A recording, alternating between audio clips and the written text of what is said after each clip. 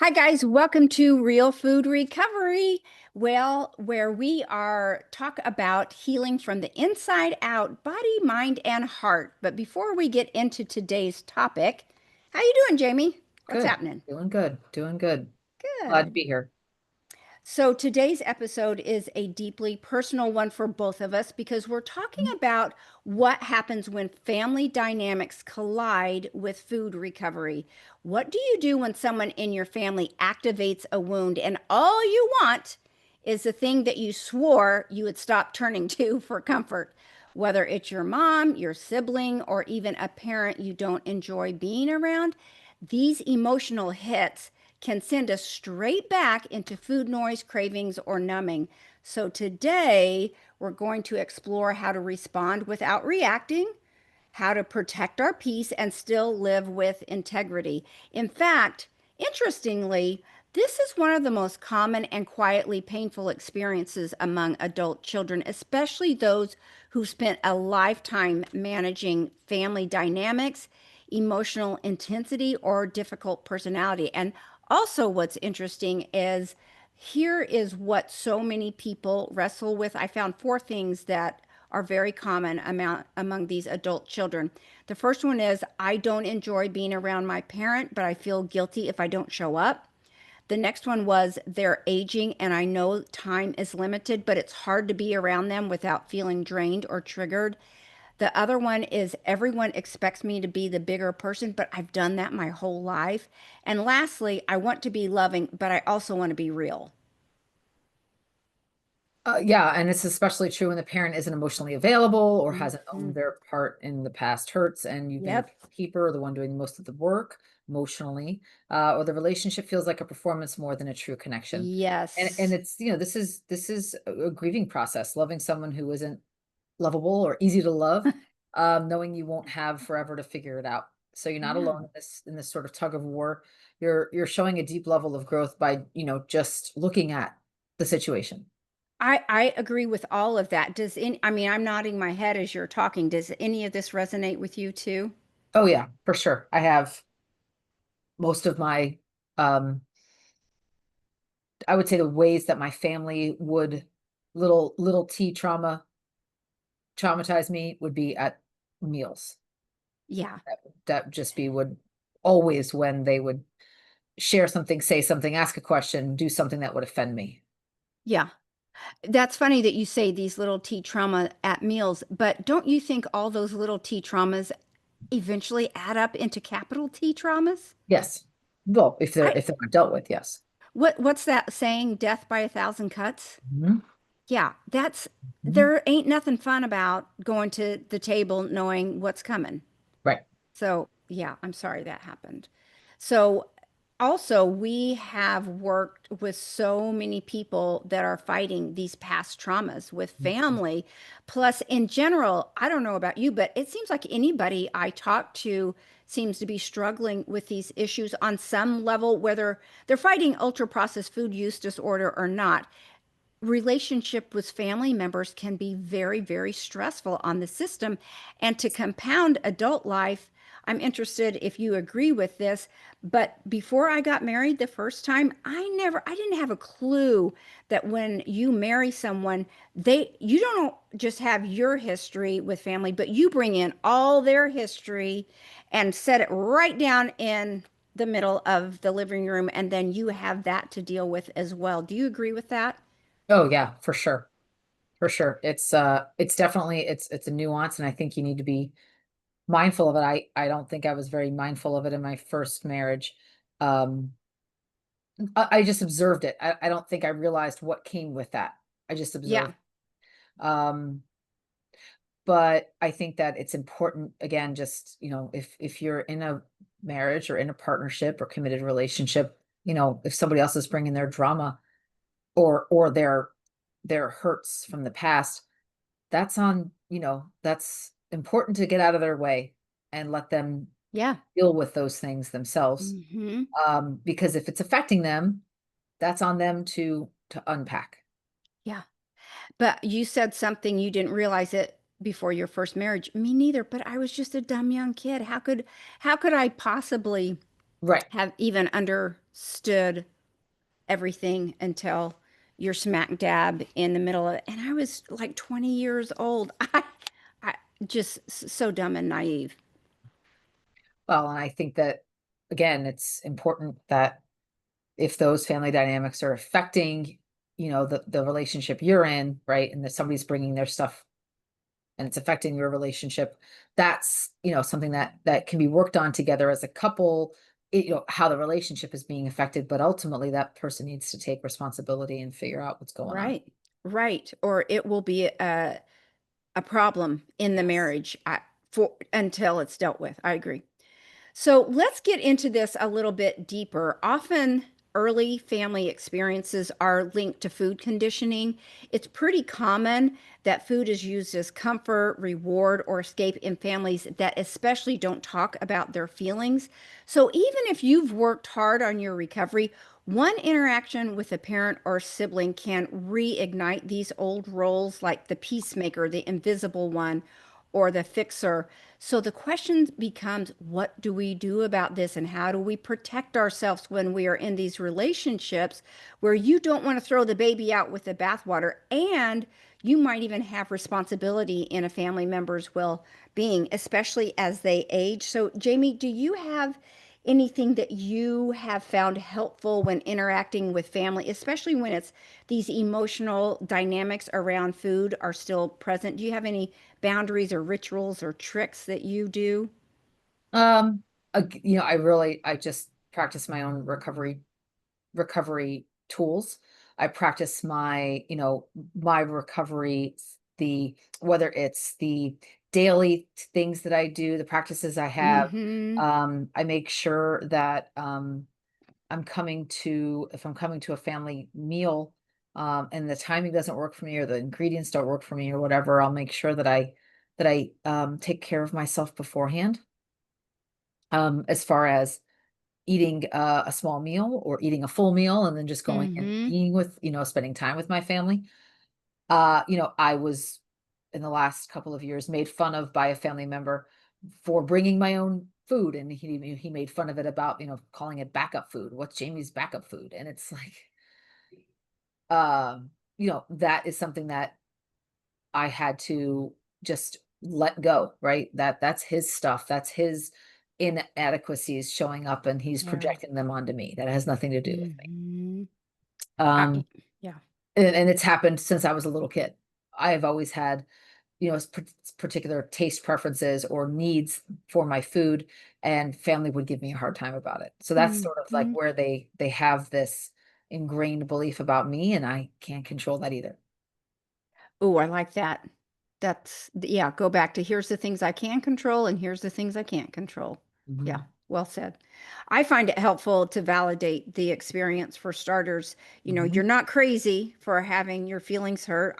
I would feel the same way that you feel if I was being teased relentlessly. It's not funny anymore. We're adults now. Get it, yeah. Let's move on to mhm, something. I'm bored with your jokes. mhm. So it's totally validating that you would feel activated or overwhelmed. So navigating emotionally challenging family dynamics is a significant trigger for many in recovery from ultra processed food. In fact, I came across some statistics that I think they were a little surprising, but it's helpful to understand the scope of this problem because research indicates that chronic family stress can increase the risk of mental health by 50%. And unresolved family conflict is linked to anxiety, depression, PTSD, and other mental health disorders. And this one was especially surprising for anybody that is familiar with adverse childhood experiences. They shorten it as ACE. When it comes to ACE, approximately two-thirds of individuals report at least one ACE, with Mm, 87% of those reporting at least one additional ACE. mm, So here's the problem: the higher the ACE scores, those are strongly associated with increased risk of substance use disorder, depression, and chronic health conditions. Any of yeah. that surprise you? Nope. I'm a walking, breathing example of that. So, nope. Yeah. I have a very high ACE score. So I am not surprised. And the unfolding of life after childhood has really uh I would say underlined my high ACE score. So that's, been something that I think people need to work harder when they have a lot of childhood trauma.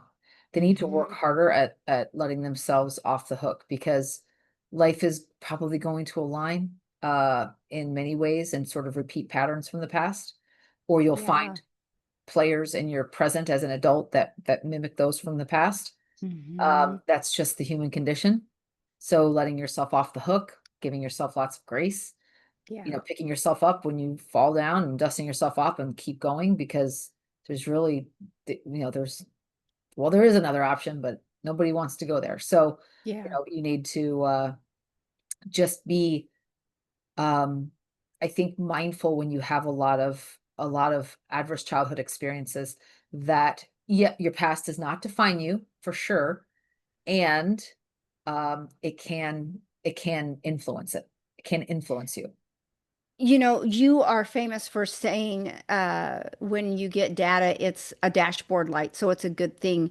And so, as you were saying that you score very high on the ACE testing, does that actually give you like concrete data to go, okay, I need to pay attention here? Like, is it helpful in a way to go, no? No, I don't think so. Yeah. Here's how screwed up you are as compared to everyone else. You're an Well, 8 out of 10, you're a yeah. 7 out of 10, Hmm. no, I don't think that it necessarily does gives you any more, tools beyond that. And for me, it affirmed how important it was for me to go back and do some of that childhood Yeah. healing That's work. yeah, that's exactly what I was saying that Yes. gave you the information that okay, I really need to pay attention here for the rest of my life because it will impact the rest of my life. So, yeah. Not to mention how hard we talked about the mental, but this is also very hard on our nervous system. So, a few more statistics that I thought were very interesting. Chronic stress from family dynamics can disrupt the parasympathetic nervous system, which that's the relaxing system in our body, which leads to impaired relaxation, poor sleep, emotional reactivity, and fatigue. So, persistent emotional stress can lead to oxidative stress, causing cellular damage, inflammation, and increased sensitivity in the nervous system, which we've Mhm. talked here before about inflammation within the cells is one of the greatest cancer causing components out there. So, stress we talked about that maybe the last podcast about I Mhm. talked about ultra processed food causing inflammation, but you said, yeah, but stress. So, yeah, this is backing up exactly what you were saying last week. And interestingly, it also affects that intergenerational trauma, which is trauma that can be transmitted across generations, which affect mental and health throughout both environment and genetic factors. Have you noticed how, you're talking about people teasing you? Have you noticed that your body literally reacts around certain family members or old dynamics where you like Oh, yeah. literally feel that physical sensation clench up in your body? Oh, for sure. Yes. I think I so was too. I was just talking to a friend of mine last week, I think it was about was it last week? Yeah. And he and his wife were telling me about, the body keeps the score, of course. Yeah. And there's that famous book by Vander Kolk. And then there was a doctor.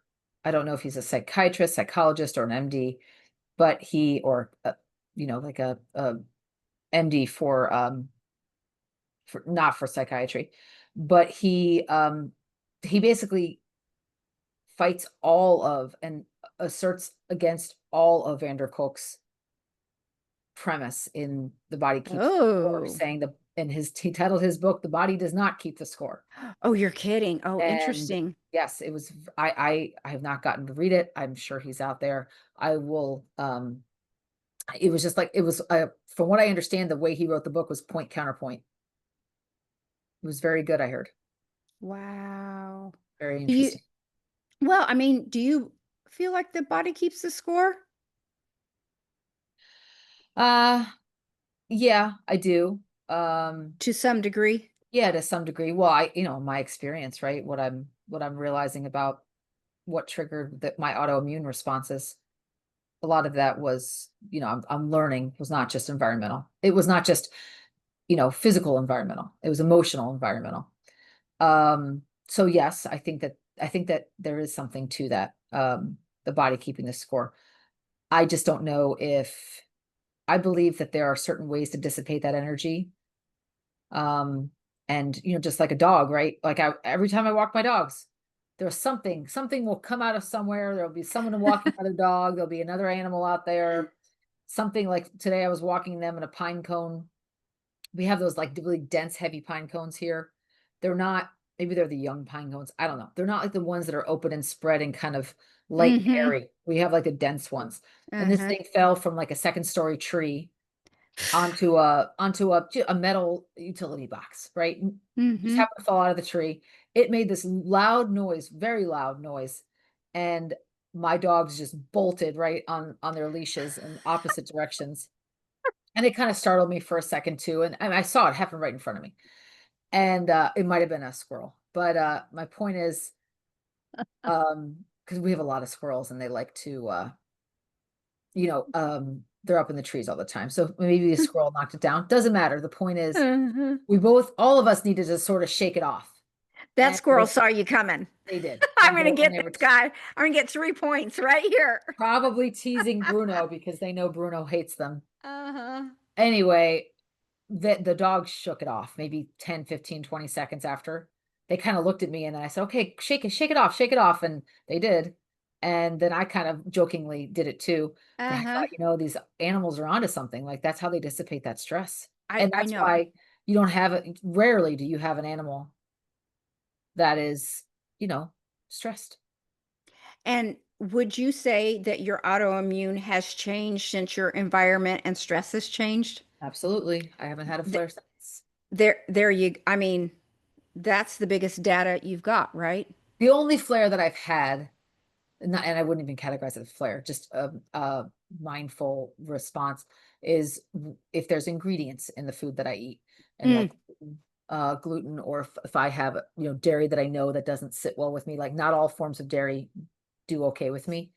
If Mhm. it's a smaller particle or smaller cellular wall on dairy, thinner wall on dairy, like like liquid, like milks or yogurts, sometimes they really make my body hurt. But it's not the environmental issues that I was dealing with as far as the living environment or the Mhm. emotional environment. Those are no longer at play. I just think it's absolutely fascinating to see that correlation there. And I think it's undeniable how big of a Mhm. impact stress plays on your physical, mental, emotional well-being. So. Yes. Yes. So let's get into some strategies for how do we handle these stressful situations when we're connected to family members that we can't, I mean, you can't, it's hard to change your family members. So Yeah. the first one is my absolutely all-time favorite, whether we're talking about family or anything else. And that I've always had a 2 to 3 day pause rule Mhm. for myself because how I feel at that moment, I guarantee you, you never feel the exact same at day 3. And if you do, it must have been really bad. Because Mhm. usually, I mean, that's just not how we're wired to stay heightened that long. So when you're feeling emotionally activated, wait the 2 to 3 days before responding to family members. And this allows for a reflection and prevents reaction decisions. I don't know if you've ever like had a quick reaction and then really regretted it later. Oh, yeah, sure. So do you follow that 2 to 3 day rule?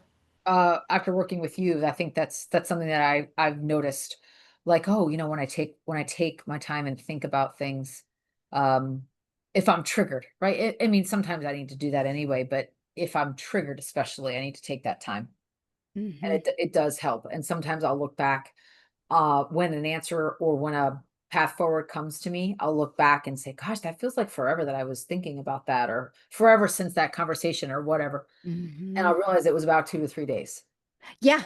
Yeah, it's funny how ideas, it gives you a opportunity for these new ideas of how to handle a situation. You just can't think clearly when you're Yes. heated and activated. So But anyway, I yeah, that's my found favorite. I agree. I found that prayer for me can shorten that. Oh yeah. Journaling can also shorten that. So sometimes Hmm. if I journal or pray or do both while I'm journaling, then what'll happen is that that allows me to sort of release the the clenching that I have on that, the grip that I have on that thing Hmm. or Hmm. situation or person or whatever question I'm grappling with. And then because I've released that tight fist, that will allow the answer to come to me. I Usually love that. way less, like half a day sometimes. Yeah, that's perfect. Good advice. Very good Um, advice. the next strategy for self-care and finding peace is to set clear boundaries. We talk about this one all the time. Define what topics or behaviors are off limits during family interactions. Hmm. Communicate these boundaries calmly and assertively. Yeah. Hmm. So who was I just so, there's been a lot of change in my life in the last few months, and somebody asked me, "Oh, well, have all these changes affected your weight?"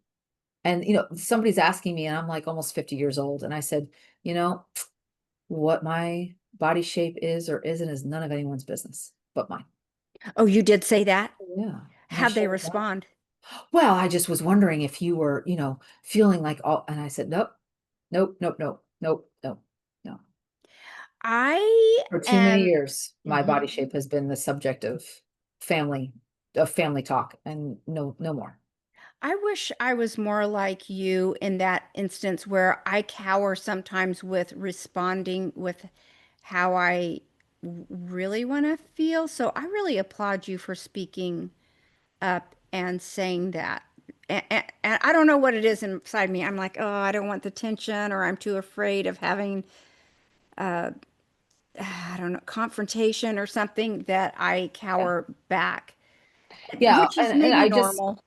yeah, and I also express my confusion, like, I don't understand what Oh, I like all of that. this has to do with what I look like Uh-huh. or the shape of my I don't Uh-huh. understand.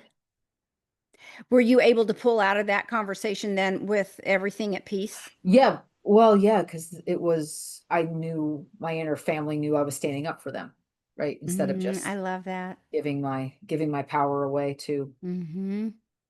people who got, put boundarylessness under the guise of, I'm just concerned. Oh, that kills me. I know. Uh-huh. Uh-huh. Haven't you ever heard that saying about they're just a little too concerned? Yeah, They're just a little too worried. They're yeah, just that, how are you? That one. yeah. Ugh. Yeah. None your business. Mhm. Good one. Okay, the next one is engage in mindfulness practices. Techniques such as deep breathing, meditation, and nature exposure can activate the parasympathetic nervous system, which, as we said, that is what promotes the relaxation and emotional regulation. I especially love the nature one that works well for me. Yes, yes. Seek professional support. Therapy can provide tools to process family-related stress and developing coping strategies. Yeah, therapy is, and it's not something, and not for everyone. Therapy is not something that people need, 24/7, 365 the rest of their life. Like therapy, even medication Yes. can be tools that people use off and on here and there when life gets lifey, and then when it's sort of smooth sailing, people Hmm. can tend to use the tools and I always say take the tools out for a spin, right? You know, in between those you have peaks and valleys. So when Hmm. you're in the valleys, get that counseling, get that Hmm. professional support. Yeah. Therapy, provides that, and be very selective. Interview your therapist. And if there's Oh, a I love therapist that. that says or counselor that says, I don't do interviews, or I will charge you to do an interview, run. Yeah, move There on. should be no counselor that really is in counseling for their right reasons that should say to you, that they wouldn't offer you a 15-minute free session just to see if you're a fit. That is great information. And I love how you said that it may be just for a little season. I Yeah. remember Mm. starting to go through menopause and I'm having all these whacked out hormones.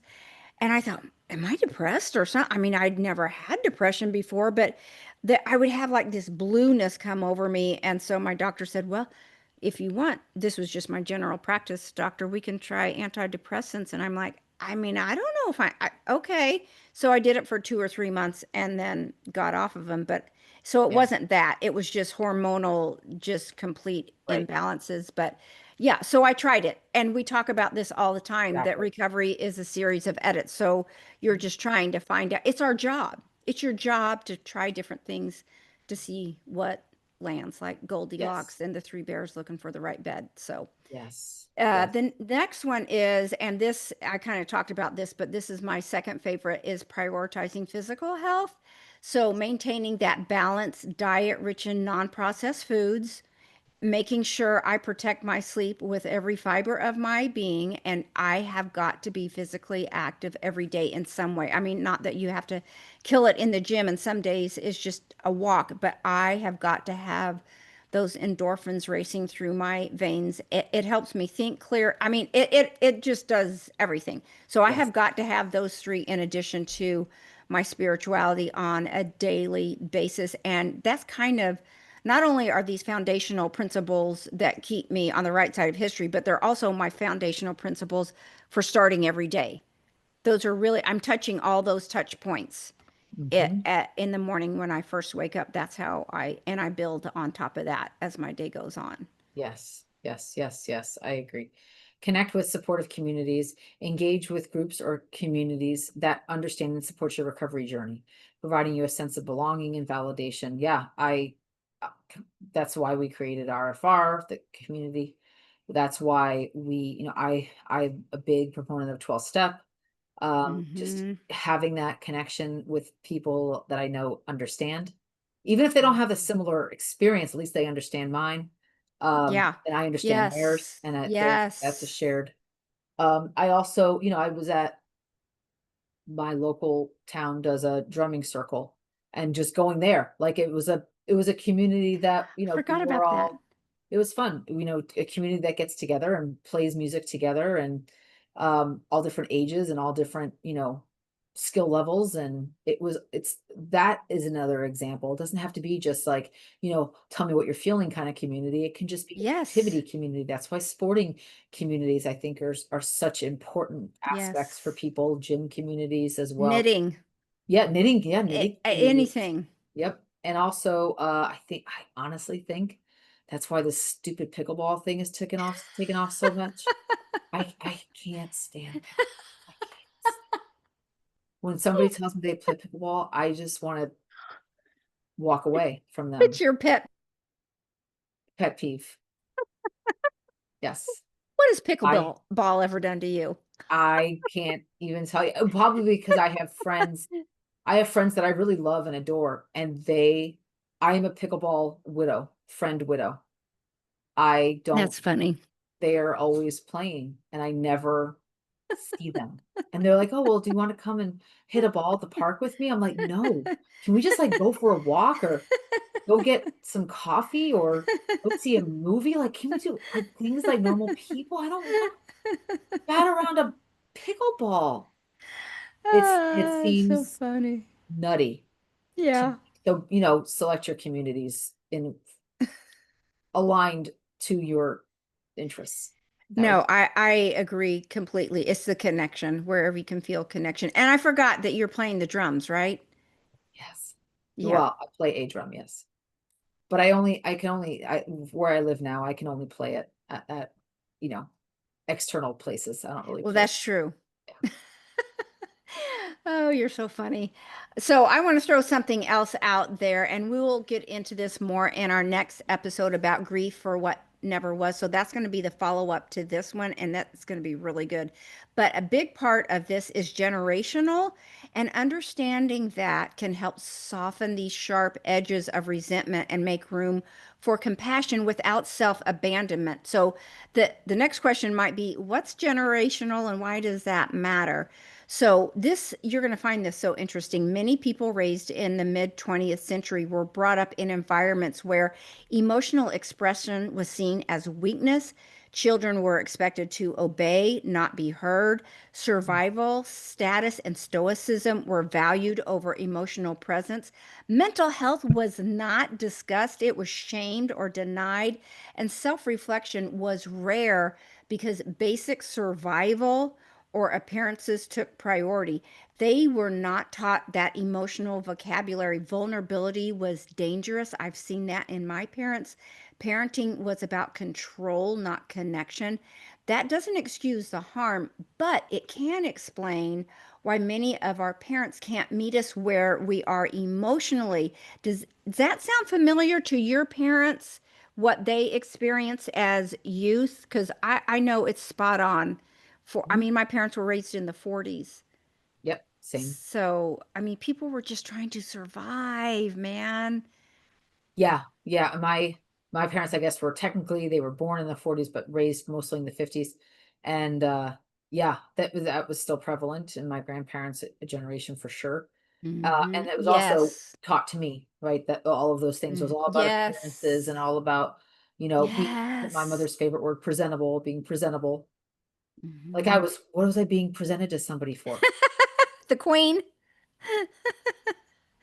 Oh, yeah, I agree with that. And I know my parents, they were both raised on farms, and survival was literally the main theme. Anything above that was a luxury. My mom had 7 kids in the family, and her mom, I mean, they didn't even have indoor plumbing. And her mom was making 3 huge meals a day because all the kids worked on the farm. And so they had to have these big meals. And my mom would say that her mom would put the plate of fried chicken on the table, and whoever got it first, that's whoever was fastest got the piece of chicken they wanted. And that's how it was. And so, yeah, they're not worried about emotions and tenderness and how are you feeling.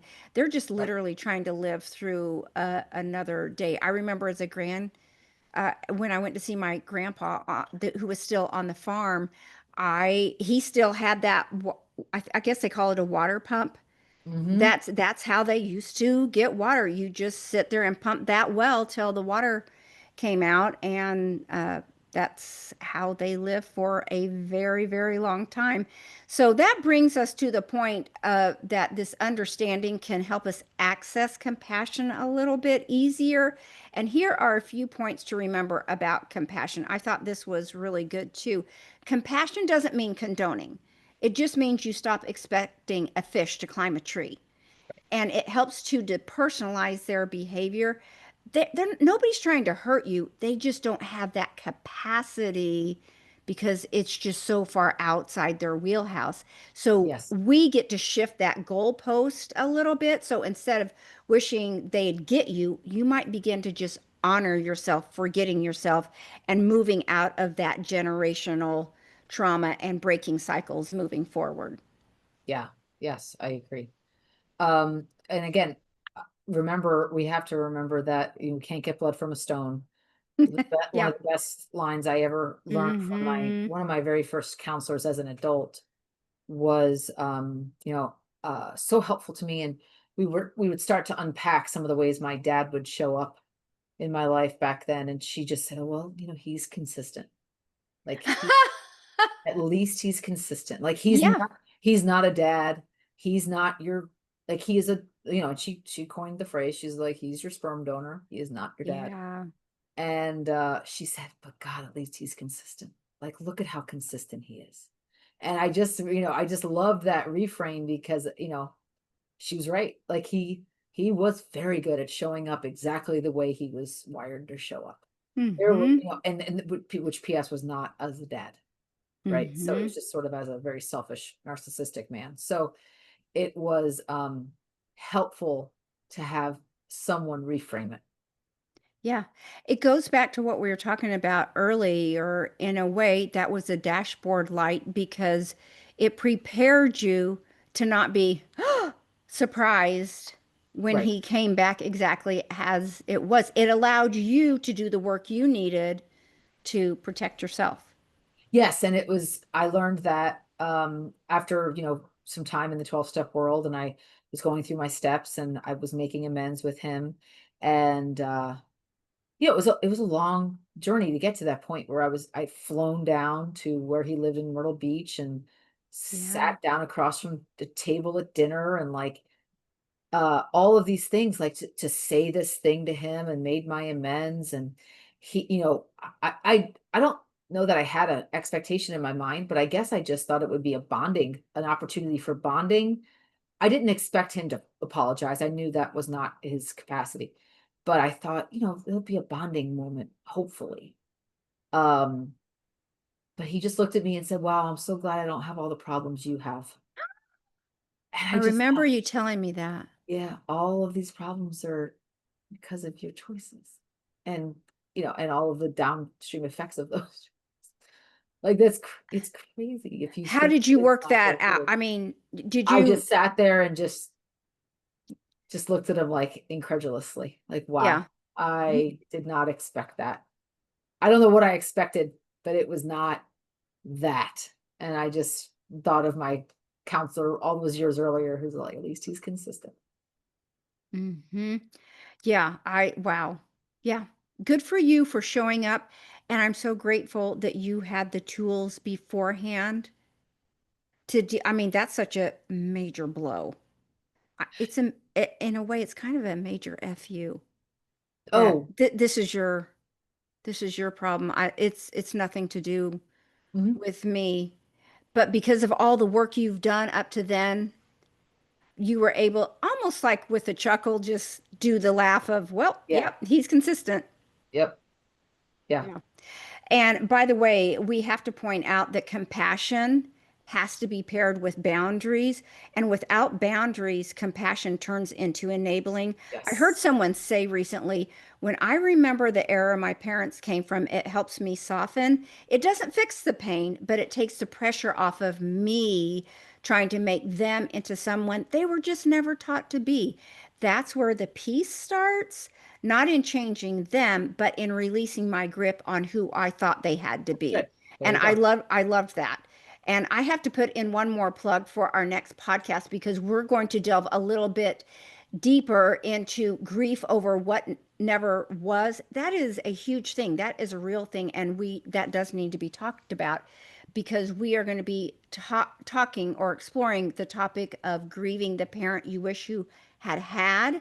And this is really important because there is that quiet grief that comes with the realization a parent may never change, or, like you were talking about, give you the relationship that you had hoped for. And that grief can be a hidden trigger for emotional eating and rumination. But in this podcast, we're going to be inviting listeners to honor that sadness, not silence it, because grief needs space too. Otherwise, it just starts leaking into our habits, which is exactly why we spend so much time on these types of things.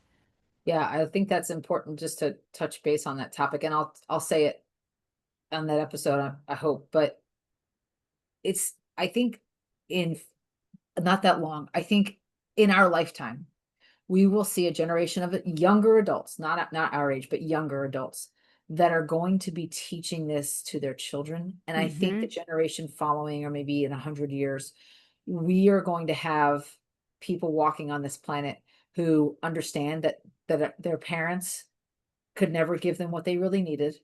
That wasn't Hmm. the way that they were just doing the best they could, and then they're Hmm. gonna know that they have to reparent themselves, and people Hmm. are gonna walk around doing that. I really Hmm. believe that I do this too. this will be within 100 years that people will walk around reparenting themselves. Hmm. Just like, when we hear about maybe 100 years ago from, so early 1900s, right? 1920, 21.